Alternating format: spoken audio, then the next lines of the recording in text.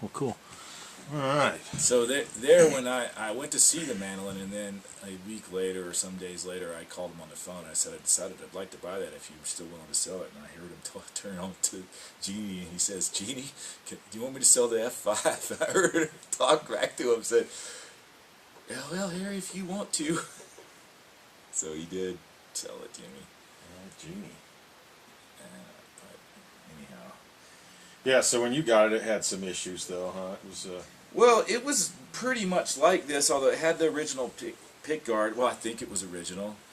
And it had the original bridge top, and it didn't have the original tailpiece cover. It had a, well, we don't know these things. It was a F4 type or what was on any of the other ones besides the F5. The F5 had unique tailpiece covers. And maybe they all had them and maybe they didn't. But this one didn't have the engraved tailpiece cover. It had a banana sticker on it instead. A Chiquita banana sticker, because Harry liked put banana stickers on things. He liked that a lot. He had banana stickers all over the case. Under the pick guard, clearly it has some coloration issues. Yeah, that's kind of interesting. I never noticed that before. And I pretty quickly got some Waverly tuners to put on here, and they had made a special run of the spacing that was unique to just a fraction of the Loar mandolins. I don't know how many, like if it's a majority or a small minority or what, but they're different spacing. And I think I got the last set. It's just a different spacing on the plate, you know, and the machines were otherwise the same. Rather expensive, because the original tuners were just worn. They worked okay, and they would stay in tune okay, but they were pretty worn, and they had a kind of a funny ratio. And I just keep them in a box. I got a cigar box at home that's got the original pick guard, and it's got the original bridge top. Well, the bridge top that was on the mandolin. It looks old, and the mandolin hadn't been played all that much in a very long time. So those parts I changed out. I had Lynn Dudebostel make me a bridge top. I took the mandolin over to his place in Knoxville. Did he do all the repairs on it? No, he just looked at it, and he's done some appraisals for me over the years, and he was making his own bridges at the time. He sold all his jigs to a fella later, but for making bridges, and that guy was making bridges for Gibson and everybody. Maybe he still does, I don't know. It's been years now. But he made me a couple of bridges, one for this and one for my Paganoni mandolin, and I just kept the original top. It was worn.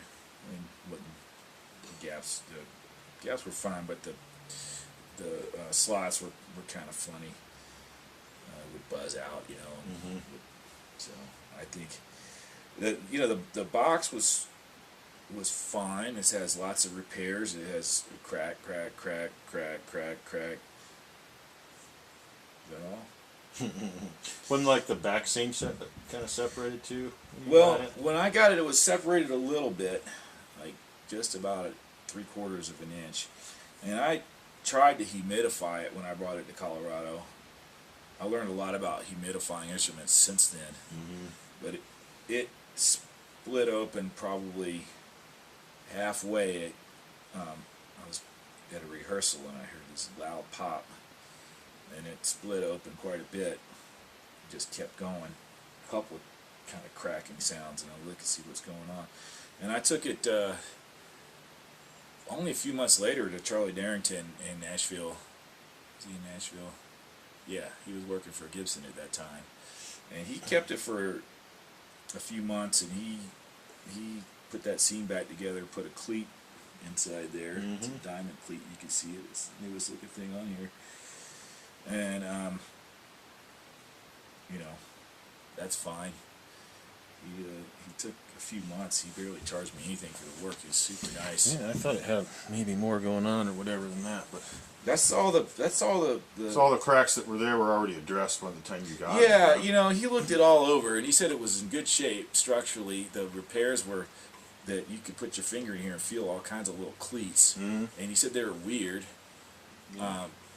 Not like he would make things beautiful and proper looking, but they were done well. They were just done sort of just like old-timey style, but done right, you know, in the sense that structurally speaking, they're done right.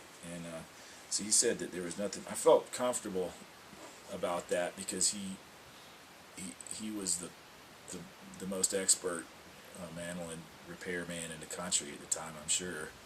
And so, you know, he's the guy that put back together Monroe's mandolins.